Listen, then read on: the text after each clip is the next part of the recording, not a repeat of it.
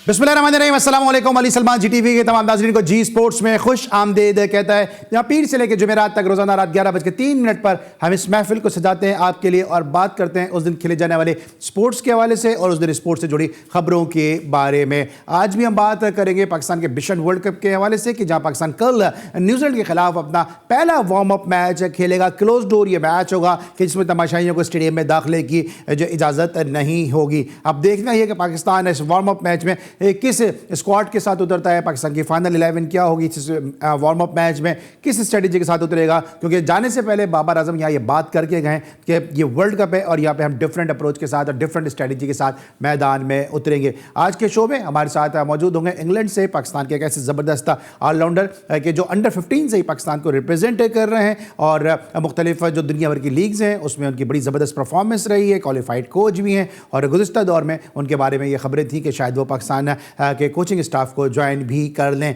Mickey Arthur के साथ तकरीबन उनके मामला तय पा गए थे, लेकिन फिर चंद नागुज़िर वजूहात की बुनियाद पर और बिना पर उनके मामला तय नहीं पा सके, जिसकी वजह से वो पाकिस्तान के कोचिंग स्टाफ में शामिल होते होते रह गए। लेकिन ज़बरदस्त ऑलराउंडर है, equally good batsman, equally good bowler और जब पाकिस्तान को अब मुश्किल मौके पर जब वो खेलें ज़रूरत पड़ी है तो उन्होंने अपनी बैटिंग और अपनी बॉलिंग दोनों से पाकिस्तान को भरपूर सपोर्ट दिए। मेरे साथ मौजूद हैं बज़रिया वीडियो लिंक इंग्लैंड से यासिर अरफात साहब। अस्सलाम वालेकुम यासिर, कैसे हैं आप? वालेकुम सलाम अली भाई, खैरियत से, आप ठीक है? सर आपका बहुत बहुत शुक्रिया यासिर कि आपने एक दफ़ा फिर जी स्पोर्ट्स के लिए वक्त निकाला और मुख्तलिफ आपसे मौज़ूआत पर आज बात भी करेंगे। लेकिन सबसे पहले प्राइम का फॉर्मेट, आज की टॉप स्टोरीज। वर्ल्ड कप की जंग छिड़ने में सिर्फ 7 रोज बाकी रह गए। बाबर का लश्कर भारत में फतह के झंडे गाड़ने के लिए पुरज़्म। हैदराबाद के राजीव गांधी स्टेडियम में कौमी टीम की भरपूर प्रैक्टिस। पाकिस्तान और न्यूजीलैंड का वार्म अप मैच कल होगा। वार्म अप मैच से कबल शाहीनों से न्यूजीलैंड क्रिकेटर्स की मुलाकात। PCB पाकिस्तानी शौकीन के भारतीय वीज़ों के लिए ICC से बात करेगा। ICC कवानीन के मुताबिक शौकीन को वीज़े देना लाजिम है। निगरान वज़ीर ख़ारजा जलील अब्बास जिलानी। भारत में पाकिस्तान का इस्तकबाल देखकर खुशी हुई, ये खेलों की खूबसूरती है। शुएब अख्तर। भारतीय टीम के आखिरी लम्हात में वर्ल्ड कप स्क्वाड में बड़ी तब्दीली। स्पिनर अक्षर पटेल की जगह तजुर्बाकार off spinner Ravichandran national squad में शामिल। जनूबी अफ्रीका कप्तान टेमा बाउमा का भारत से वतन वापस जाने का फैसला। अफगान फास्ट बॉलर नवीन उल हक ने वर्ल्ड कप के बाद एक रोजा क्रिकेट से रिटायरमेंट का ऐलान कर दिया। तमीम इकबाल की हरकत बच्चों जैसी है, इनको बांग्लादेशी टीम के कोई फिक्र नहीं। शकीब उल हसन। एशियन गेम में पाकिस्तान का हॉकी, स्क्वॉश और बॉक्सिंग में फतूहात का सिलसिला जारी। कोयटा सुपर लीग में अंडर 13 के बाद अंडर 16 क्रिकेट टूर्नामेंट के मुकाबले जारी। इंग्लिश कैराबाओ कप में बड़ा अपसेट। न्यूकैसल यूनाइटेड ने मैनचेस्टर सिटी को शिकस्त देकर टूर्नामेंट से बाहर कर दिया। All Pakistan chief minister football gold cup 2023 आखिरी प्री क्वार्टर फाइनल मैच मुलतवी। जी जनाब, ये थी आज की टॉप स्टोरीज। जिस तरह आपने प्रोग्राम की इब्तिदा में देखा कि आज हमारे साथ यासिर अरफात मौजूद होंगे, पाकिस्तान के ज़बरदस्त स्टार ऑलराउंडर। और जिस तरह बार बार ये बात करते हैं कि हमारे शो में जो भी कोई गेस्ट होता है उसकी कुछ ना कुछ रेलिवेंसी होती है, किसी न किसी वजह से वो हमारे शो का हिस्सा बनता है, या तो उस दिन के जुड़े टॉपिक के हवाले से या कुछ ना कुछ उसकी उस दिन के हवाले से कुछ मेमोरीज़ होती हैं। तो आज हम ज़्यादा डिस्कस करेंगे पाक भारत टाकरे को, पाकिस्तान की भारत में आमद के बाद जो वालियाना इस्तकबाल हुआ है उसको, और साथ साथ मिशन वर्ल्ड कप को। तो हमने सोचा था कि आज ऐसी शख्सियत को अपने शो में मदऊ करें कि जिनका भारत के साथ बड़ा गहरा जो है राब्ता है। उन्होंने अपना टेस्ट डेब्यू भी जो है वो इंडिया के खिलाफ किया और बड़ी ज़बरदस्त उनकी परफॉर्मेंस रही थी टेस्ट डेब्यू में। साथ साथ जो है उन्होंने अपना आखिरी जो अपना इंटरनेशनल मैच है खेला था वो भी इंडिया के खिलाफ खेला था 30 सितंबर 2012 को अगेंस्ट इंडिया कोलंबो के मुकाम पर। और आज हम जब ये शो कर रहे हैं तो 28 सितंबर है, क्योंकि फ्राइडे सैटरडे संडे हमारे शोज़ होते नहीं हैं, वरना हम इनकी इस एनिवर्सरी को सेलिब्रेट करते जब हम 30 सितंबर को शो अपना ऑन एयर करते। मेरे साथ मौजूद है यासिर अरफात साहब। यासिर, आज 28 सितंबर है और 30 सितंबर को आपने इंडिया के खिलाफ आखिरी T20 मैच खेला अगेंस्ट इंडिया और कोलंबो के मुकाम पर। तो पहले तो इससे पहले कि मैं जरा आपसे और बातें करूं, उस आखिरी T20 इंटरनेशनल की कुछ यादें हैं आपको? देखिए अली, आपने तो काफ़ी चीज़ें मुझे याद करवा दी और आपने बड़ी ही आपकी देखें नॉलेज है और इन्फॉर्मेशन है आपको, और तकरीबन मेरी नहीं तकरीबन हर प्लेयर के बारे में आप काफ़ी आपको इन्फॉर्मेशन होती है। तो मैं खुद बड़ा सरप्राइज हूँ। देखें उस मैच वो वो आखिरी मैच था और अनलकी मैं इस सेंस में कह सकता हूँ कि मैंने उस मैच में मेरे ख्याल से एक ही ओवर किया था और उसके बाद दूसरा ओवर करने का मौका नहीं मिला और मुझे दोबारा बॉलिंग नहीं मिली और उसमें बल्कि विराट कोहली बल्कि खेल रहे थे और मेरा एक बल्कि कैच भी पॉइंट पे छूटा था। तो बस ये है कि उसके बाद फिर मुझे दोबारा मौका नहीं मिला और 2012 के बाद फिर मैं पाकिस्तान को रिप्रेजेंट नहीं कर सका। ठीक है। और जब आपने कहा ना बड़ी यादें हैं, तो हमारे जो प्रोड्यूसर है फैज़ान मुस्तफ़ा नक़वी, वही ये भी कुछ बातें जो शेयर कर देते हैं। और अभी उन्होंने मुझे बताया अभी ये जनाब कि आपको जो है वो आप रन आउट होते उस मैच में, तो युवराज ने हमारे महाराज को रन आउट कर दिया था उस मैच में। बिल्कुल सही, युवराज ने बल्कि पॉइंट पे बॉल गया था और डायरेक्ट थ्रो स्टंप्स पे गई थी और बस कुछ इसी तरह ही उस मैच का इख्तिताम हुआ था और पाकिस्तान वो मैच हारा भी था। मगर ये है कि अब वो यादें ही हैं तो सोचते हैं और अब विश करते हैं जो हमारी बाकी प्लेयर्स नए प्लेयर्स जो आ गए हैं। अब तो कई नए प्लेयर्स आ गए हैं, पाकिस्तान की टीम ऑलरेडी इंडिया में है, तो अब हम सब उनके लिए दुआएं करते हैं। हम पूरा मुल्क उनको बैक करता है और सबकी दुआएं यही कि पाकिस्तान अच्छा परफॉर्म करके आए। बिल्कुल, इंशाल्लाह पाकिस्तान अच्छा परफॉर्म कर आएगा। जिस मैच की हम यादों को शेयर कर रहे हैं अपने स्टार ऑलराउंडर यासिर अरफात के साथ, उस मैच में जो है विराट कोहली जो थे वो मैन ऑफ द मैच थे। आज भी विराट कोहली जब खेलते हैं तो चांसेस ये होते हैं कि विराट कोहली की परफॉर्मेंस उनको मैन ऑफ द मैच का हकदार बना देगी। उस विराट कोहली में आज के विराट कोहली में क्या फ़र्क है, इसको डिस्कस करेंगे। और साथ साथ हम जब बात करें इंडिया की, तो यासिर अरफात को एक और भी वस्फ हासिल है, इनको एक और भी इम्तियाज़ हासिल है। वो ये कि इनके जो वालिद थे 1987 के वर्ल्ड कप में दिल्ली हाई कमीशन में मौजूद थे और बहुत सारे जो वहाँ पर इंडियंस थे जो पाकिस्तान आए थे, आना चाहते थे मैच देखने के लिए, वो इनके वालिद की रजामंदी से, इनके सिग्नेचर से, उनकी स्टैम्प से वो पाकिस्तान आए थे। और आज हम ये देख रहे हैं कि पाकिस्तानी शायकीन को भारत के वीज़े नहीं मिल रहे हैं। इसी वजह से आज हमने यासिर अरफात को मदऊ किया है। छोटा सा ब्रेक और ब्रेक के बाद मज़ीद गुफ्तगू करेंगे यासिर अरफात के साथ।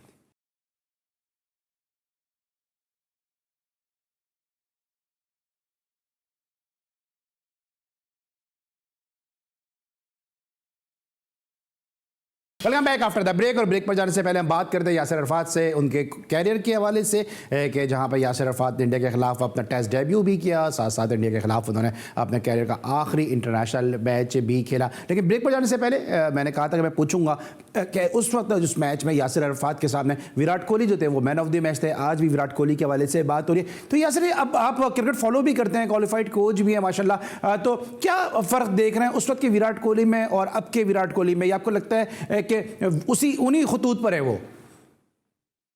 देखिए, बहुत सारे प्लेयर्स को मैंने देखा over the period of time, जब से T20 फॉर्मेट आया, लीग्स आई, प्लेयर का जो है एक तो टेक्निक भी चेंज हुई और उनका जो attitude towards international test cricket specially जो था, लॉन्गर फॉर्मेट था, वो उसमें इंटरेस्ट उनका खत्म होता हो जा रहा था। वेयर एज अब विराट की अगर आप देखें, जितना शौक से वो टेस्ट क्रिकेट खेलता है, मेरे ख्याल से उस बाकी फॉर्मेट सब पीछे छोड़ देता है और जो उसका फोकस होता है, जितनी एनर्जी होती है, उसको जो भूख है रन्स करने की, वो देख कमाल की है। और मैं समझता हूं कि कई बाकी प्लेयर्स को, स्पेशली मैं अपने पाकिस्तानी प्लेयर्स को मैं ये समझता हूं कि सीखना चाहिए। ये टेक्निकल चीजें तो होती हैं, मगर ये जो एक एटीट्यूड होता है टुवर्ड्स, क्योंकि देखिए T20 प्लेयर्स आप लोग भूल जाते हैं अली भाई, आप याद रखेंगे, हफ्ता 10 दिन बाद भूल जाएंगे, मगर जो टेस्ट क्रिकेट के प्लेयर्स होते हैं, जो परफॉर्मर्स होते हैं, जिन्होंने सीरीजें जिताई होती हैं, मैचेस जिता, वो अभी भी आपको फिंगर टिप पे वो याद होंगे।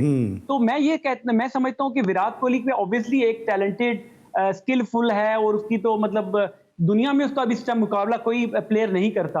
और वो मुझे लगता है कि सारे जो ऑब्वियसली सचिन ने बहुत रिकॉर्ड्स बनाए हुए हैं, ये एक वाहिद प्लेयर नजर आ रहा है कि जो उन रिकॉर्ड्स को ब्रेक कर सकता है। और उसकी बड़ी वजह यह है कि वो अभी भी इंटरेस्टेड है लॉन्गर फॉर्मेट में, टेस्ट में, जिसकी वजह से वो अभी भी, आप देखें, जब उनको उससे कप्तानी ली गई या जब उनसे परफॉर्मेंस, उनका एक पैच आया था जिसमें 2-2.5 साल उनसे वो रन नहीं या सेंचुरी नहीं हुई थी, आप देख सकते हैं कि डिस्ट्रैक्शंस काफी उनके पे, क्रिटिसिज्म भी हुआ, मगर वो फोकस रहे और वो अपनी बिल्कुल वर्ल्ड कप से पहले, इतने बड़े इवेंट से पहले फॉर्म में आए। और पाकिस्तान के खिलाफ स्पेशली हमेशा मैंने देखा कि उन्होंने, वो ऑस्ट्रेलिया में T20 वो वर्ल्ड कप था, वो जो आपने बात की श्रीलंका वाली वर्ल्ड कप की, उससे पीछे अगर आप चले जाएं, जो एशिया कप हुआ था एक दफा, उन्होंने 150 रन चेज करते हुए बांग्लादेश में, और अभी भी जो उन्होंने पाकिस्तान के खिलाफ खेला, तो वो उनकी यही है कि उनमें वो जो भूख होती है, हंगर होती है रन करने की, वो अभी तक कम नहीं हुई।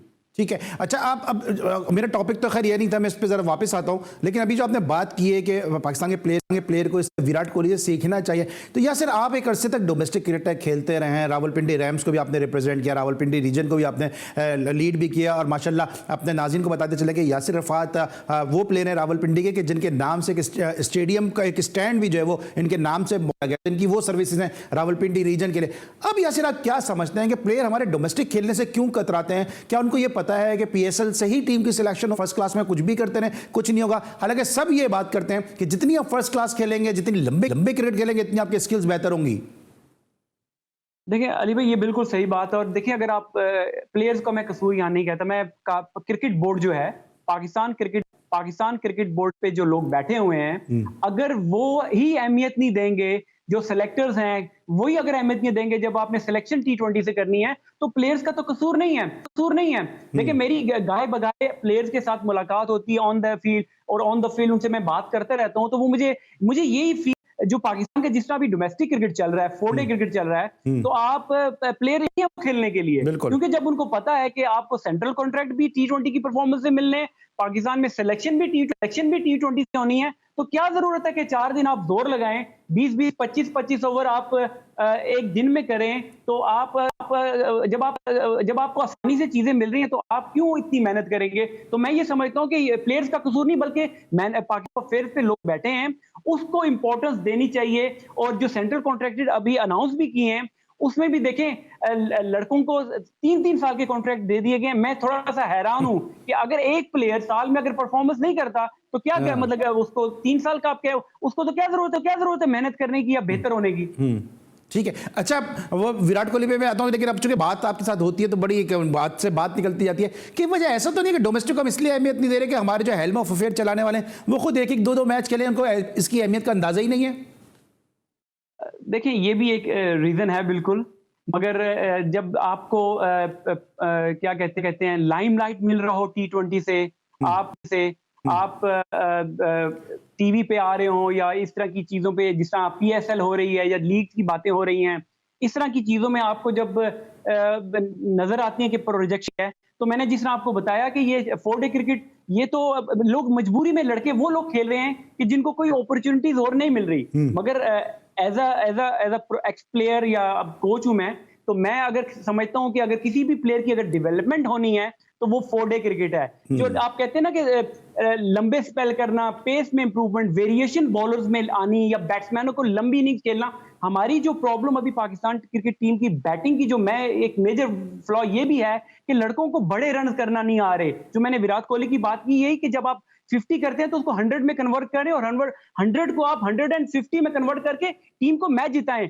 प्रॉब्लम हमारे प्लेयर्स में ये आती है कि वो थोड़ा सा सेल्फिश हो जाते हैं अपने लिए, कि टीम में जगह बनाई, 50 किया, आउट हो गए, और जो है कंसंट्रेशन लूज की और आउट हो जाते हैं, तो उनको अपना होता है कि अपनी प्लेस को पक्का करने के लिए ये छोटी-छोटी इनिंग्सें खेलती हैं, जिसकी वजह से पाकिस्तान हमेशा स्ट्रगल करता है एक बड़ा स्कोर करने के लिए। ठीक है। अभी आपने फिर कोहली का जिक्र छेड़ दिया, और जो आपने लॉन्गर वर्जन की बात की है, फर्स्ट क्लास की बात की है, तो विराट कोहली एक दिन में नहीं बनता। ये वो विराट कोहली है कि जब अपने कैरियर का इन्होंने आगाज़ किया, इनके वालिद का इंतकाल हुआ, तो उस वक्त इनको ये फैसला करना था कि उनके जनाजे में जाएं या फिर अपनी इनिंग को खेलें, और फिर उसके बाद इन्होंने उस दिन अगले दिन मैच खेला 100 किया, उसके बाद वो सीधे वहाँ से फिर जनाजे में गए। तो विराट कोहली बनने में एक पूरा थॉट प्रोसेस है कि जिसको अडॉप्ट किया, और फिर आज हम सब अक्रॉस द बॉर्डर और पूरी दुनिया में विराट कोहली के हवाले से बात होती है। लेकिन क्या वजह समझते हैं कि जो विराट कोहली है, यासिर अरफात तारीफ कर रहे हैं, पूरी दुनिया तारीफ करती है, लेकिन गौतम गंभीर जो है उनको कभी भी प्रेस करते हुए इस तरह से नजर नहीं आते हैं। सुनील गावस्कर ने भी उनके ऊपर उंगलियां उठाई। गौतम गंभीर को अब बाबर आजम तो याद आ रहा है, शायद वर्ल्ड कप की हाइप देने के लिए, अपना कमेंट्री का कॉन्टेंट बचाने के लिए, या इंडिया में पाकिस्तान को एक अच्छी ये दिखाने के लिए कि अच्छी फिजा है पाकिस्तान के लिए, लेकिन विराट कोहली की तारीफ करने में वो अभी भी रिलक्टेंट हैं। देखिए अली, जिस तरह पाकिस्तान में भी अगर कोई प्लेयर अच्छा परफॉर्म करता है या सुपरस्टार बनने की तरफ जा रहा होता है, तो बहुत सारे लोग आपने देखे होंगे कि उनकी टांगे खींच रहे होते हैं। तो इंडिया में हार्डली हमने ये देखा, मगर अब देखिए वो कुछ लोग अब सामने आना शुरू हो गए हैं कि विराट को पूरा इंडिया सपोर्ट करता था और पूरी दुनिया में उसके फैन से, मगर कुछ लोग अब निकल आए, और वो वही प्रोफेशनल जेलसी या वो फेम की जो बात होती है ना, जो प्रोफेशनल जेलसी होती है, मुझे वो उस चीज में स्पेशली गौतम गंभीर की बातों में वो चीज नजर आई, क्योंकि दुनिया विराट कोहली को एक एग्जांपल, एक रोल मॉडल कहती है, वेरज उनके अपने मुल्क का जो एक्स प्लेयर है, वो उनका कोलीग है, इवन सीनियर थे, उस तरह की बातें करते हैं तो थोड़ा सा अजीब लगता है। मगर एज अ क्रिकेटर, आपको एज अ मीडिया पर्सन और मुझे एज अ क्रिकेटर बिल्कुल पता है इसका बैकग्राउंड क्या है, रीजन क्या है। क्योंकि उनकी जो अभी बल्कि आईपीएल में भी एक लड़ाई हुई थी उनकी टीम की आपस में, और उसके हिस्ट्री भी एक है कि आपस में इनकी आपस में कोई इस तरह की सोशल मीडिया पे बातें आती रहती हैं। ठीक है। अच्छा, अभी अभी आपने हेडलाइन भी देखी होगी, उसमें आपने देखा कि कल मैंने अपने शो में कहा था कि इंडिया में एक बड़ी तब्दीली हो सकती है, और आज हम ने दिखाया भी हेडलाइन के अंदर कि अश्विन को जो अक्षर पटेल की जगह टीम में शामिल कर लिया गया। इस तब्दीली को किस तरह देखते हैं, क्योंकि अश्विन भी वो प्लेयर है कि आपके आखिरी मैच में आपके अगेंस्ट थे वो? देखिए, अश्विन ऑब्वियसली वो भी एक अच्छे पास में परफॉर्मर रहे हैं और लॉन्गर फॉर्मेट के लिए बहुत अच्छे हैं। और देखें उनका जो पूल ऑफ प्लेयर्स हैं, फिर उनकी जो बेंच स्ट्रेंथ है, उनके पास लग्जरी ऑप्शंस हैं, उनके पास स्पिनर जो बेंच में भी बैठे हैं वो भी इक्वली गुड हैं। अब जिस तरह की पिछले कोई 10-12 साल से भी ये इनकी टीम में है और इन्होंने परफॉर्म भी किया हुआ है, तो हो सकता है उन्होंने उनकी करंट फॉर्म को देखते हुए पिचेस या आई डोंट नो किस वजह से ये किया, इसके डिटेल मुझे ज्यादा मालूम नहीं है, वही बेहतर बता सकते हैं। नहीं, लेकिन मैं एज ए क्रिकेटर पूछ रहा हूं कि अक्षर पटेल की रिप्लेसमेंट अश्विन आपको कैसे लगते हैं? एज ए क्रिकेटर पूछ रहा हूं, जो बिहाइंड द सीन रीजन है उसकी मैं बात नहीं कर रहा हूं। देखिए, इक्वली गुड हैं। अक्षर पटेल भी अच्छे हैं और अश्विन भी, उनकी जो हिस्ट्री है वो दोनों अच्छे हैं। अब आई डोंट नो रीजन क्या हुई है, मगर दोनों इक्वली गुड हैं। अक्षर पटेल बैटिंग आप देखें, अभी रिसेंट पास में उन्होंने बैटिंग में बड़ी अच्छी performance low down the order आके किया। इवन अश्विन ने भी आपने देखा कि आपको लो डाउन द ऑर्डर जब इंडिया की टीम को रन्स की जरूरत हुई तो उन्होंने बैटिंग में परफॉर्म किया। तो मैंने इसलिए बोला कि दोनों प्लेयर इक्वली गुड हैं, वो भी खेलें और वो भी खेलें, कोई इतना फर्क नहीं पड़ सकता उनकी टीम में। ठीक है। और जिस तरह हम बात कर रहे हैं भारतीय टीम की कंपोजिशन के हवाले से, कॉम्बिनेशन के हवाले से, भी पाकिस्तान की टीम को भी डिस्कस करेंगे, लेकिन सब उसके स्ट्रॉन्ग लिंक की बात कर रहे हैं। एज ए क्वालिफाइड कोच, आपके नजर में इंडिया का वीक लिंक क्या है? देखें, वीक लिंक ऐसा उनकी टीम में तो मुझे कोई नजर नहीं आता, मगर जो उनकी जो होम कंडीशन, होम क्राउड में जब वो खेल रहे होंगे, और वो मुझे लगता है कि ये वर्ल्ड कप इतना बड़ा इवेंट है, फिर उतने लोग इंडिया में ऑब्वियसली देखने आएंगे और प्रेशर उनके ऊपर होगा। अब डिपेंड करता है कि वो उस प्रेशर को कैसे लेते हैं। कुछ प्लेयर जो ऐसे होते हैं वो एंजॉय करते हैं क्राउड के सामने खेलना, स्पेशली विराट कोहली जैसे प्लेयर। कुछ प्लेयर होते हैं कि मगर अब ये मॉडर्न डे क्रिकेट है, इन लोगों ने ऑलरेडी आईपीएल में इतने मैचेस खेले हुए हैं क्राउड के सामने, तो मुझे नहीं लगता कि वो ओवरऑल, अगर आप इंडिया की टीम को देखें, बड़ी ही वेल बैलेंस साइड है। अटैकिंग प्लेयर्स हैं उनके, और अगर आप उनकी करंट रीसेंट फॉर्म देखें, अगर आप 2-3 महीने पीछे चले जाएं तो लोग उंगलियां उठा रहे थे उनकी परफॉर्मेंस पे। वो एक फेज था जब वो प्लेयर्स को ट्राई कर रहे थे अपनी बेंच स्ट्रेंथ को, मगर बिल्कुल वर्ल्ड कप से पहले उन्होंने एक ऐसी कंपोजिशन बना ली है कि आप देखें कि जिस तरीके से ऑस्ट्रेलिया को उन्होंने हराया है अपने ही मुल्क में, तो एक बड़ी ही वेल बैलेंस साइड लग रही है। ऑलराइट, ये अपने इंडिया को डिस्कस किया पाकिस्तान के जबरदस्त ऑलराउंडर यासिर अरफात से, लेकिन अब ब्रेक लेंगे। जब ब्रेक के बाद ब्रेक लेंगे तो बात करेंगे टीम पाकिस्तान की, कि जिसके मिशन वर्ल्ड कप का कल से आगाज हो रहा है। इस वार्म अप मैच को पाकिस्तान की टीम किस तरह से लेगी, और यासिर अरफात किस तरह इस वार्म अप मैच को बतौर क्वालिफाइड कोच और अपने एक्सपीरियंस के हिसाब से देख रहे हैं, पाकिस्तान की कॉम्बिनेशन कंपोजिशन को किस तरह से एनालाइज करेंगे, एक ब्रेक के बाद जानेंगे यासिर अरफात से।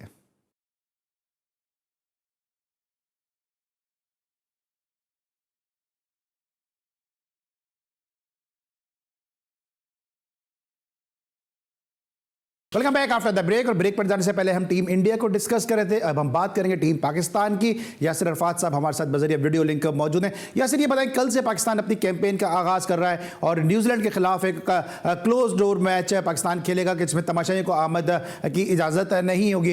ये बताइए किस स्ट्रेटेजी के साथ पाकिस्तान उतरेगा, कौन सा कॉम्बिनेशन पाकिस्तान आजमा सकता है, और क्या आपको लगता है कि पाकिस्तान अपनी वही हिकमत अमली अपनाएगा इस मैच में कि जो पाकिस्तान वर्ल्ड कप के दौरान अपनाएगा? बिल्कुल, देखें, अब तो टाइम भी नहीं है, नो एक्सपेरिमेंट, कुछ आप तजुर्बात नहीं कर सकते। अब वो टीम खेलेगी कि जो पाकिस्तान का पहला मैच जो 6 तारीख को अगेंस्ट हॉलैंड है, वो टीम खेलेगी, और आगे भी जिन लोगों ने खेलना है, जो तजुर्बात करने थे, एक्सपेरिमेंट करने थे, वो टाइम अब गुजर गया। अब जो आपकी बेस्ट अवेलेबल कंडीशंस को देखते हुए, अपोजिशन को देखते हुए, न्यूजीलैंड एक बहुत अच्छी, एक स्ट्रॉन्ग टीम है, बैलेंस टीम है, तो आपको अपने जो बेस्ट 11 है वो उतारनी पड़ेगी। और देखें, आपको कोई मैच भी, आपको अब जिस तरह मैंने हॉलैंड या श्रीलंका का दूसरा मैच है, कोई मैच भी आप इवन प्रैक्टिस मैचेस भी, क्योंकि ये जो बिल्डअप होता है इनटू द वर्ल्ड कप, ये बड़ा मैटर करता है, और जो प्लेयर्स हैं उनका कॉन्फिडेंस वहां से डेवलप होता है। तो कल का जो मैच होगा वो इक्वली इंपॉर्टेंट होगा जिस तरह के वर्ल्ड कप के आप मैचेस खेलते तो आप समझते हैं कि पाकिस्तान हो या कोई भी टीम हो जो वार्म अप मैच खेलेगी अपने पत्ते शो कर देगी वार्म अप मैचेस में ही, ताकि क्योंकि आपको पता है वीडियो एनालिस्ट का दौर है और वीडियो एनालिस्ट जो है वो फिर इन स्ट्रेटेजीज को पकड़ सकते हैं। देखिए आप पत्ते रहें कितने, टोटली 15 प्लेयर हैं तो 15 में से आप किस किस को छुपा के अब रखेंगे। अब तो आपको अपनी बेस्ट 11 खिलानी है और आपने एक कॉम्बिनेशन बनाना है। और बल्कि ये एक अच्छा होता है कि बाकी टीमों को पता चल जाए कि एक इतनी वेल बैलेंस और स्ट्रॉन्ग टीम आई हुई है कंपटीशन में और जो तैयारी के साथ आई हुई है। तो उम्मीद यही है कि पाकिस्तान टीम ऑब्वियसली स्टार्ट अच्छा करेगी और इस वर्ल्ड कप का एक अच्छा बिल्डअप होगा। ठीक है, अच्छा सिलेक्शन किस तरह देख रहे हैं पाकिस्तान की टीम की, क्योंकि स्पिनर्स पाकिस्तान के एशिया कप में अच्छा परफॉर्म नहीं कर सके, Shadab as per the expectation performance देने में कामयाब नहीं हुए, उसामा मीर एशिया कप में जिनको मौके दे देने चाहिए थे वो बेंच पे बैठे रह गए, कॉम्बिनेशन कैसा देख रहे हैं? देखिए ओवरऑल तो आपके पास प्लेयर्स ही यही हैं, वो आपकी बल्कि एक फोर्स चेंज जो नसीम इंजर्ड हुआ इसकी वजह से आपको एक प्लेयर को, हसन अली को, जो खुद काफ़ी अरसे से इंटरनेशनल क्रिकेट नहीं खेले, लॉन्गर फॉर्मेट नहीं खेले हुए थे। उसके अलावा अगर आप देखें सिलेक्शन तो यही बनती थी, एक आधा कोई अगर सरफराज की इंडक्शन हो जाती, एक्सपीरियंस को देखते हुए, स्पिनिंग ट्रैक्स को देखते हुए मिडल में अगर आप उनको कर सकते थे। मगर अगेन ठीक है, अब जो टीम सेलेक्ट हो चुकी है अभी हमें सबको बैक करना चाहिए। देखिए इशू आ रहा है प्लेयर्स की फॉर्म को लेकर, आपने भी जो बात अभी की फिटनेस और फॉर्म को लेकर, क्योंकि हारिस भी जो है वो निगल्स के साथ इस वर्ल्ड कप में आए क्योंकि उनको एशिया कप में प्रॉब्लम थी जिसकी वजह से वो बाहर चले गए थे। फखर की जो फॉर्म है वो बड़ा मैटर करती है, आपका एक impact player, match winning player है, पास में उसने परफॉर्मेंस भी दी मगर अभी उनके लिए देखें बहुत से प्लेयरों के लिए डिफाइनिंग टूर्नामेंट होगा उनके कैरियर को लेकर। अगर वो परफॉर्म करते हैं तो उनके लिए अच्छा, अगर नहीं करते तो उनपे ऑब्वियसली उंगलियां तो अभी भी उठ रही हैं, मगर ये है कि उनके लिए एक अच्छी अपॉर्चुनिटी है कि अपना जितना भी एक्सपीरियंस है वो यहाँ पर शो करे और पाकिस्तान के लिए एक अच्छा स्टार्ट, रन भी करे और अच्छे स्ट्राइक रेट के साथ इनमें एबिलिटी है तो इनका फॉर्म में होना बहुत जरूरी है। आपको क्या लगता है फखर आउट ऑफ फॉर्म दे या श्रीलंका की जो पिचेस है, क्योंकि आप वहां पे खेले भी हैं, वो बैटिंग स्टाइल है उसको सूट नहीं करती हैं? देखिए ये टेक्निकली अगर आप बात करें तो फ्लॉज तो हैं, मगर देखिए उसी टेक्निक के साथ वो कितने अरसे से खेलते हुए भी तो आ रहे हैं, परफॉर्मेंस भी करते हुए आ रहे हैं। मगर प्रॉब्लम वहां आता है जहां पे बॉल स्विंग होता है, सीम होता है, या बॉल अप एंड डाउन रहता है, या थोड़ा ब्रेक होता है। तो देखिए प्लेयर्स की यही प्रोफेशनल प्लेयर्स होते हैं जो कि एडजस्ट कर लेते हैं, अडेप्ट कर लेते हैं कंडीशंस को। तो फखर में यह है कि एक बहुत बड़ा पैच आ गया है उनका। मगर आप देखें न्यूजीलैंड के खिलाफ होम सीरीज में उन्होंने रन भी किए थे। अभी भी अगर देखें टॉप 10 बैट्समैनों में उनका नाम आता है, टॉप 10 बैट्समैनों में। तो अगर आप उनकी जो रीसेंट परफॉर्मेंस है वो उतनी बेहतर नहीं है जितनी उनकी होनी चाहिए। ठीक है, अच्छा अभी आपने बात की है सरफराज की। अब हम जब सरफराज की बात करते हैं तो लोग कह देते हैं जी कराची का मीडिया सरफराज को सपोर्ट करता है, वो स्टैंप कर दिया जाता है कि कराची की सपोर्ट है सरफराज को। लेकिन इसी मेरे शो के दौरान अयाज अकबर यूसुफ इस्लामाबाद से थे, उन्होंने सरफराज की बात की। मोहसिन अली साहब पाकिस्तान के कौन नंबर सहाफ़ी हैं, बड़े ज़बरदस्त स्पोर्ट्स यूट्यूबर हैं, उन्होंने सरफराज की बात की। खुद आपके वालिद साहब जो बड़े जय्यद सहाफ़ी हैं वो ट्वीट करते रहते हैं सरफराज के लिए। आपको क्या लगता है कि एक विकेट कीपर के साथ जाना कितना दानिशमंदाना फैसला है, और सरफराज को बाहर रखने की वजह आपको क्या समझ में आती है? कोई इनसिक्योरिटी है टीम में? देखें एक तो पहली बात है ये जो डिस्कशन सोशल मीडिया पे या टीवी चैनल्स पे ये कराची, लाहौर, पिंडी और ये राइवलरी और ये चीजें चलती हैं, मैं तो फ्रैंकली स्पीकिंग बहुत अजीब लगता है। देखें सरफराज हमारे अपना प्लेयर है, मैं तो बल्कि मेरा जूनियर है और मेरे साथ वो क्रिकेट भी खेला हुआ, बहुत ही अच्छा और एक हार्ड वर्किंग, एक परफॉर्मर और मुल्क के लिए खेलने वाला। प्लेयर्स के कैरियर के साथ देखें वो उसने बड़ा कई प्लेयरों के उसने कैरियर भी बनाए, उनको लुक आफ्टर भी किया। तो ये कहना कि वो कराची का है तो ये थोड़ा सा नाइंसाफी होगी और गलत चीज़ है। ये आप गलत ट्रेंड सेट करते हैं, एक मुआशरे में एक गलत ट्रेंड, ये आप जो लोगों के जहन में ये चीजें लेकर आते हैं, प्लीज इस तरह की बातें नहीं होनी चाहिए। देखिए कोई भी प्लेयर हो, पिंडी से हो, कराची से, लाहौर से हो, अगर वो पाकिस्तान के लिए प्लेयर परफॉर्म करे, और सरफराज जो है वो उसकी आप रिकॉर्ड्स अगर आप उठा के देख लें जूनियर लेवल से लेकर डोमेस्टिक, वो जब भी अवेलेबिलिटी, अभी भी देखें सरफराज वो वाहिद प्लेयर मुझे नजर आ रहा है, एक तो खेलता हुआ, असद शफीक भी खेल रहा है और ये खेल रहा है और साथ परफॉर्मेंस भी कर रहा है। तो लोग, मुझे नहीं समझ आता कि ये टैग या इस तरह की चीजें किसी प्लेयर के साथ कैसे नथी कर सकते हैं। तो सरफराज की मैंने भी ये बात की कि अगर कोई चेंजिंग हो सकती थी वर्ल्ड कप को देखते हुए और इस तरह की चीजें, तो उनकी टीम में इंडक्शन हो सकती थी। मगर ये जो चीजें अटैच कर दी जाती है कि कराची का लड़का, ये लाहौर का लड़का है, और थोड़ी सी दूसरी जो बात थी कि एक विकेट कीपर के साथ जा रहे हैं। देखें अब वो हारिस, देखें वो भी प्लेयर अच्छे हैं, मगर अब मैं नहीं समझता कि इतने बड़े इवेंट में आप सिर्फ किसी ऐसे प्लेयर को लेकर जाएं कि जो अभी इंटरनेशनल लेवल पे उसने इतना परफॉर्म नहीं किया, लोगों को अपनी जो जो परफॉर्मेंसेज नहीं दिखाई, सिर्फ किसी की लाइकिंग की वजह से अगर वो टीम में रहें, तो मैं समझता हूँ कि ये सरफराज के साथ जाती है। ठीक है। अच्छा, अभी आपने बात करते फिटनेस के वाले से भी बात कर रहे थे। अब नसीम तो पहले ही बाहर हो गए हैं, शाहीन के बारे में भी लोग ये कहते हैं कि जी वो भी प्रॉपर तरीके से फिट नहीं है। हारूफ भी जो फिटनेस टेस्ट पास करके पाकिस्तान की टीम का हिस्सा बने। ये पाकिस्तान की स्ट्रेंथ जो थी, पाकिस्तान की फास्ट बॉलिंग थी। कुछ आपको लगता है कि पाकिस्तान की फास्ट बॉलिंग जो है थोड़ी कमजोर हुई है इन तमाम बातों से?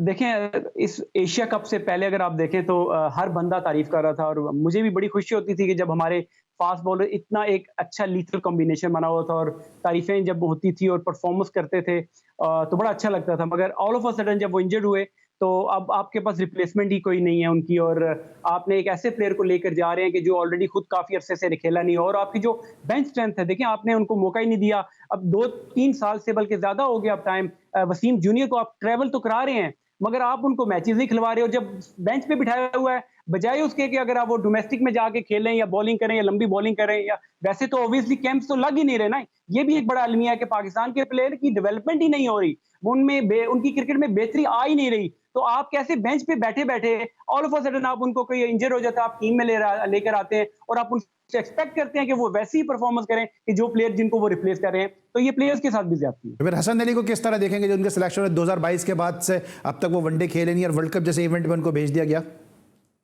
देखिए, फिर अब मजबूरी, अब ऑप्शन आपके पास देखिए, और आपके पास ऑप्शन नहीं है। बाकी प्लेयर भी आप 19-20 हैं, कोई ऐसा कोई तुरम खान या कोई इतना बड़ा प्लेयर रह नहीं गया, ना कोई बैट्समैन रह गया और ना ही कोई बैट्समैन रह गया, बॉलर रह गया। कहने का मकसद ये है कि आपने अपनी बेंच स्ट्रेंथ, आप हांगकांग के खिलाफ, नेपाल के खिलाफ, कोई भी टीम आती है, इवन हॉलैंड जैसी टीम के खिलाफ आप रेस्ट करने के लिए आपके प्लेयर तैयार नहीं है, तो आपने कैसे अपनी बेंच स्ट्रेंथ को आप कहां तैयार है? तो फिर यहाँ से फिर बात अब डोमेस्टिक पे मैं दोबारा लेकर आता हूं। तो फिर हम डोमेस्टिक क्रिकेट चला क्यों रहे हैं कि जब एक दौर था कि जब अब्दुल रज़्ज़ाक, अजहर महमूद, राना नवीदुल हसन, यासिर अरफात, नईम अशरफ और जफर इकबाल चौधरी, रियाज आफरीदी, कितने मैं नाम लेता रहूंगा जो अच्छे ऑलराउंडर थे, और कुछ ऐसे थे जो मिनी ऑलराउंडर थे, जो अच्छे ऑलराउंडर डेवलप हो सकते थे। ये एक लाइन लगी हुई थी जिसमें बहुत सारे अच्छे ऑलराउंडर मिस भी हुए। आज हम फ़हीम अशरफ के बाद देखते हैं तो हमने आमिर यामीन ज़ाया कर दिया, हमने अनवर अली ज़ाया कर दिया, हमने इमरान रंधावा जो भावलपुर का प्लेयर है उसको ज़ाया कर दिया। आज फ़हीम अशरफ के अलावा हमें कोई दूसरा ऑलराउंडर नजर नहीं आता। तो ये फिर हम डोमेस्टिक क्रिकेट चला क्यों रहे, इतना पैसा क्यों ज़ाया कर रहे हैं? देखें, अब दुआएं दें उन लोगों को जो 4 साल पहले वो सेटअप जो इस सिस्टम को लेकर आने वाले थे, और उनकी वजह से कई ऐसे क्रिकेटर जो एक तो बेरोजगार हुए और जिनको अपॉर्चुनिटी मिली वो दुनिया के बाकी मुल्कों में जाके क्रिकेट खेल रहे हैं। तो वो अब आपको चीज नजर आ रही है कि आपके पास खेलने वाले प्लेयर ही नहीं है। अभी मैं रिसेंटली बात हो रही थी, डोमेस्टिक की जो टीमें रावलपिंडी या बाकी टीमें बन रही थी, उनके पास प्लेयर ही नहीं है खिलाने के लिए, वो दूसरे रीजन या दूसरे शहरों की तरफ जा रहे हैं। तो ये एक बड़ा ही अलमिया हुआ है कि पाकिस्तान की क्रिकेट बजाय फ्लरिश करने के, आप देखें लोगों से, आप बेशक हमसाये मुल्क हैं वहां से सीख लें, इंग्लैंड से सीख लें कि जो अपनी ग्रास रूट लेवल पे इन्वेस्टमेंट करते हैं, और उसके बाद फिर वो देखें उनकी, आप सेकंड स्ट्रेंथ अगर आप देखें आयरलैंड के खिलाफ जिस तरीके से उनकी टीम खेल रही है, वो वही तर्ज की क्रिकेट खेल रही है जो उनकी नेशनल टीम खेल रही है। तो जब आप प्लेयर्स पे इन्वेस्ट नहीं करते और प्लानिंग नहीं करते, तो फिर आपको इसी तरह होता है कि आपके पास 14-15 प्लेयर के अलावा जब आप पीछे, लेकिन जैसे एक सवाल और भी पैदा होता है ना, देखिए एक सवाल एक और भी पैदा होता है, इसमें उन कोचेस का कसूरवार नहीं समझते, क्योंकि अभी फिर मैं आपके रीजन की बात करूंगा, रावलपिंडी इस्लामाबाद की, कि जब रावलपिंडी इस्लामाबाद की टीम खेलती थी उस वक्त ज़हीर अब्बासी, मुझे याद है कराची के खिलाफ एक बड़ी मजबूत बॉलिंग के सामने जब कोई इस्लामाबाद का कोई प्लेयर खड़ा होता था तो वो ज़हीर अब्बासी होते थे कि जो विकेट पर रुक जाते थे। फिर वहीं से फिर हमने अजहर महमूद को निकलते देखा, फिर बाबर नईम जैसा प्लेयर हमने निकलते देखा, फिर हमने वहां से जो है वो नवीद मलिक जैसा प्लेयर निकलते हुए देखा। कितने ऐसे प्लेयर हैं, स्टीफन फ्रांसिस जैसा प्लेयर इस्लामाबाद से निकलते हुए देखा। बहुत सारे ऐसे प्लेयर हैं कि जो इस्लामाबाद से निकले, जवाद जैसा ऑफ स्पिनर जो ZTBL से भी खेले। तो ये प्लेयर भी तो आइडेंटिफाई किए ना सभी अजहर ने, तैमूर आजम ने, और ऐसे बहुत सारे लोगों ने। अब ऐसे प्लेयर क्यों नहीं आइडेंटिफाई हो रहे? अगर प्लेयर अवेलेबल नहीं है, आपके पास first line of resource available नहीं है, तो ये प्लेयर भी तो निकाले ही थे ना।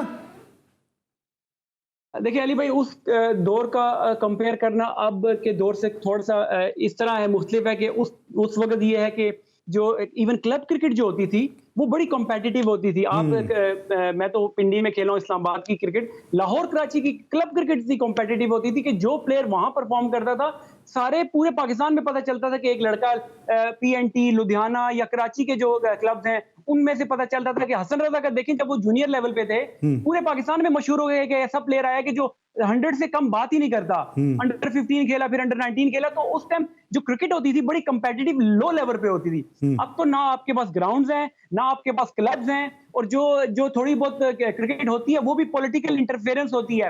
हर बंदा वोट लेने के लिए अपना क्लब उन्होंने रखा होता है और अपने मनपसंद लोगों को खिलाते हैं। जो हकदार होते हैं, जो डिजर्विंग प्लेयर होते हैं, वो बेचारे इवन क्लब क्रिकेट में वो बेचारे गुम हो जाते हैं। ठीक है, और यही इसी जब क्रिकेट से प्लेयर फिल्टर होकर आगे निकलते हैं, जिस तरह भी आप खुद भी सरफराज की बात कर रहे थे, अभी सेंट्रल कॉन्ट्रैक्ट की आप बात करते हैं, सरफराज डी कैटेगरी में और शान मसूद डी कैटेगरी में, इमाद वसीम जिनको हम नाम भी शायद उनका सुनना नहीं चाहते वो सी कैटेगरी में। तो ये घोरक धंधा चल क्या रही है? देखिए, अब पहली तो बात यह है कि मैं कहूंगा कि बहुत ही अच्छी खबर है, गुड न्यूज है। नामों पे मैं बाद में आऊंगा कि किसका क्या होना चाहिए था या नहीं, मगर ये प्लेयर्स के लिए बहुत अच्छा है। देखिए, अगर जब financial side of the players वो अगर सिक्योर होगी ना, तो देखिए रिजल्ट्स आएंगे आपके। मैंने जो इन्वेस्टमेंट की पहले बात की ना, ये तो एक स्टेप है। मैं तो यहाँ इंकरेज करूंगा पाकिस्तान क्रिकेट बोर्ड का कि वो ग्रास रूट लेवल पे भी, और जो फर्स्ट क्लास, ये कंपलसरी रख दें कि जो फर्स्ट क्लास लड़के खेलेंगे उनकी सिलेक्शन होगी, उनको पैसा ज्यादा मिलेगा, तब जाके आपके देखें प्लेयर्स का इंटरेस्ट डेवलप होगा। अब प्लेयरों की जो आपने बात की ना, देखें कोई भी आगे पीछे हो सकता था। अगेन फिर मैं यहाँ कहूंगा कि एक ऐसा प्लेयर, देखें इमाद वसीम एक अच्छे पाकिस्तान के प्लेयर और एक अच्छा परफॉर्मेंस उन्होंने पास में दिया, मगर पिछले 15 से 18 महीने में वो पाकिस्तान के लिए नहीं खेले, मगर उनको भी सी कैटेगरी में रखा। वेरा जो आपके टेस्ट प्लेयर टीम में सरफराज मौजूद हैं, वो अगर डी कैटेगरी में, और उनका एक देखें एक्स पाकिस्तान कैप्टन भी और परफॉर्म भी कर रहे हैं, तो अगर आप उनको डी में रखते हैं तो ये एक दो चीजें आप कह सकते हैं। Otherwise it's a good news for the Pakistan. Sir, ये क्या लगता है आपको यासिर, क्योंकि आप मैं फिर कहूंगा कि आप बड़े एक जय्यद साफी के बेटे, और जो आप बोलते हैं तो वो झलकती है वो चीज़ के, बोल्ड एंड ब्लंट बोलते हैं, सच बोलते हैं। आपको लगता है कि दानिस्ता तौर पर पाकिस्तान क्रिकेट बोर्ड जो है वो लोगों को अपनी डोमेस्टिक क्रिकेट से दूर कर रहा है, दानिस्ता तौर पर क्रिकेट को डैमेज कर रहा है, दानिस्ता तौर पर जो है पाकिस्तान की क्रिकेट को डिफेम करने की कोशिश कर रहा है? ये सब हो क्या रहा है? क्योंकि मुझे ये बात समझ में आ रही है, आपको ये बात समझ में आ रही है, इदरीस सत्ती साहब को ये बात समझ में आ रही है, लेकिन जाने ना जाने गुली ना जाने बाग तो सारा जाने। देखें, ये भी एक बड़ा अलमिया है कि जो पिछले 3-4 साल की क्रिकेट की तबाही हुई, वही लोग समहाउ दोबारा क्रिकेट बोर्ड में या काम कर रहे हैं या दोबारा आ गए हैं। आप तस्वीरें देखते होंगे जब ज़का अशरफ के साथ लोग खड़े होते हैं, वही लोग थे जो इस डिपार्टमेंटल क्रिकेट के खिलाफ थे, और वही लोग थे जो 6 टीमों का सिस्टम और कॉन्सेप्ट लेकर आए थे, जिसका अभी हमें प्रॉब्लम सामने आ रही है। वो लोग अभी भी क्रिकेट बोर्ड में हैं। तो ये चीजें तो पाकिस्तान क्रिकेट बोर्ड के जो चेयरमैन है उनको देखनी चाहिए कि ये क्या जिन लोगों ने अगर कोई गलत काम किया है, उनकी अकाउंटेबिलिटी और उनको पता चलना चाहिए कि उन्होंने गलत काम किया, बजाय कि उनको दोबारा किसी और एंगल और किसी और तरीके से दोबारा क्रिकेट बोर्ड में लाकर किसी और जॉब पे बिठा दिया जाए। तो ये चीजें अगर जब तक बेहतर नहीं होंगी तो हम ये इस तरह की बातें करते रहेंगे। ठीक है, thank you so much Yasir, हमारे साथ आप मौजूद थे और खुल के अपने ख्यालात का इज़हार कर रहे थे। उस प्रोग्राम के हम दो गो भी हैं कि इदरीस सत्ती साहब जो बड़े जय्यद कोनामत साफ़ी हैं, और यासिर अरफात के फादर में अल्लाह ताला उनको सेहत कामिला अता फरमाए, और इसी तरह से वो स्पोर्ट्स जर्नलिज्म में अपना किरदार जो है वो अदा करते रहें। ये थे हमारे साथ पाकिस्तान के ज़बरदस्त farmer star allrounder Yasir Arfat साहब के जो अपने ख्यालात का इज़हार कर रहे थे। लेकिन जैसा कि आपके इल्म में है कि हम पूरे पाकिस्तान में स्पोर्ट्स को कवर करते हैं, पूरे पाकिस्तान में खेलों की सरगर्मियों को कवर करते हैं। कल हमारे साथ सेक्रेटरी स्पोर्ट्स बलूचिस्तान मौजूद थे, इसाक जवाली साहब फुटबॉल के वाले से उससे गुफ्तगू की थी। लेकिन कल भी मैंने कहा था कि बलूचिस्तान का खित्ता स्पोर्ट्स का हब बना हुआ है। इससे पहले वहाँ पे नेशनल गेम्स हुए, उसके बाद फिर वहाँ पे जो एक लीग हुई है, कोयटा लीग हुई थी वहाँ पे, उसके बाद फिर वहाँ पे अभी चीफ मिनिस्टर गोल्ड का फुटबॉल टूर्नामेंट हुआ, फिर वेटरन्स क्रिकेट टूर्नामेंट हुआ। ये तमाम इवेंट की हमने आपको ग्लिम्सेस दिखाए। लेकिन अब जनाब कोयटा में अंडर एज क्रिकेट हो रही है, अंडर 13 अंडर 16 मुकाबलों का आगाज़ हो चुका है। इस हवाले से रिपोर्ट है, आइए देखते हैं। कोयटा सुपर लीग में अंडर 13 के बाद अंडर 16 क्रिकेट टूर्नामेंट के मुकाबले जारी। महकमा खेल के ताउन से मुनक्किदा टूर्नामेंट में कुल 4 टीमों में शामिल बच्चे बैटिंग, बॉलिंग और फील्डिंग में माहिर खिलाड़ी की तरह दिलचस्प खेल पेश कर रहे हैं। 4 मैचों में मेरे 300 रन हैं, मैंने 200 किए हुए हैं, और अल्हम्दुलिल्लाह बहुत अच्छा टूर्नामेंट जा रहा है। हम 3 मैच जीत भी चुके हैं। सेक्रेटरी खेल बलूचिस्तान इसाक जमाली कहते हैं कि छोटी उम्र में बच्चों को खेल के मौके फराहम करके मुस्तकबिल के लिए बेहतरीन खिलाड़ी सामने लाएंगे। अपॉर्चुनिटी मिलेगी तभी जाके इनमें निखार भी आएगा, इनमें अपनी खामियों से सीख के अपने आप को ग्रूम करने का भी मौका मिलेगा। जीतने वाले बेहतरीन खिलाड़ियों को दूसरे शहरों में कैंप के लिए जाने का मौका दिया जाएगा। कैमरामैन शहबाज अली के साथ बुशरा कमर, GTV न्यूज़, क्वेटा। जी जनाब, आपने बुशरा कमर की एक और बड़ी ज़बरदस्त रिपोर्ट देखी इस खत्ते में स्पोर्ट्स के हवाले से, और उम्मीद है कि यहाँ से कई ऐसे प्लेयर निकलेंगे जो आगे चलकर शोएब खान, जो वाहिद बलूचिस्तान के इंटरनेशनल प्लेयर हैं, शोएब खान बन के सामने आएंगे, अब्दुल वाहिद बंगलजई बन के सामने आएंगे, और अब्दुल हसीब जैसे प्लेयर बन के सामने आएंगे। मरूम नसीम खान जो कस्टम से खेलते रहे वो भी एक बड़े ज़बरदस्त इस खत्ते के प्लेयर थे। असगर जिनका हब से ताल्लुक़ रहा वो भी बलूचिस्तान के प्लेयर थे। तो उम्मीद है कि ऐसे कई प्लेयर जो वो निकल कर सामने आएंगे। आज के लिए बस इतना ही। इस हफ्ते का हमारा यह आखिरी शो था। इंशाल्लाह नेक्स्ट वीक आपसे एक दफ़ा फिर मुलाकात होगी। उस वक्त तक के लिए अली सलमान को पूरी प्रोडक्शन टीम के साथ इजाज़त दीजिए। अपना बहुत ख्याल रखिए। अल्लाह हाफ़िज़।